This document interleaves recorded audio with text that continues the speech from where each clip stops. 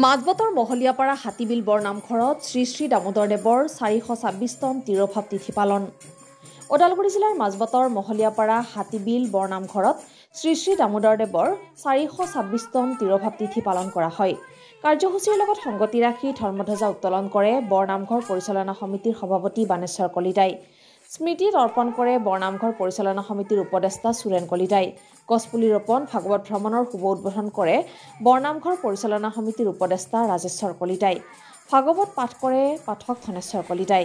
12 বজাৰ পৰা বিষ্ণু যজ্ঞ অনুষ্ঠিত হয়।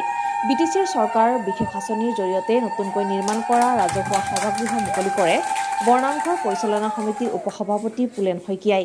এই বিশেষ কাৰ্যসূচীত উপস্থিত থাকে বিটিচিৰ মনোনীত পাৰিষদ অৰ্পণা মেধিয়ে।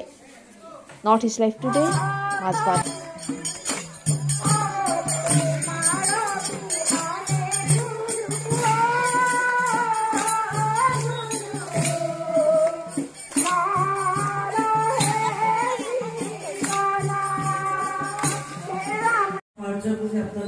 আপোনালোকৰ এই অনুষ্ঠানটোলৈ আগবঢ়াইছো।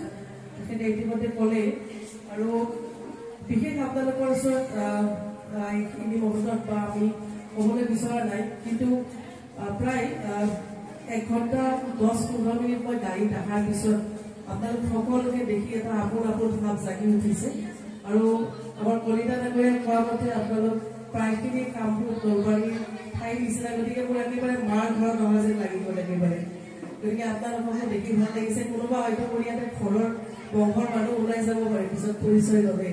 গতিকে আগতে আহিছো এই ঠাইলৈ, বিভিন্ন নিৰ্বাচনৰ সময়ত আহিছো, কিন্তু এই ঠাইখিনিলৈ এই গাঁওখনলৈ আজি প্ৰথমবাৰ আহিছো।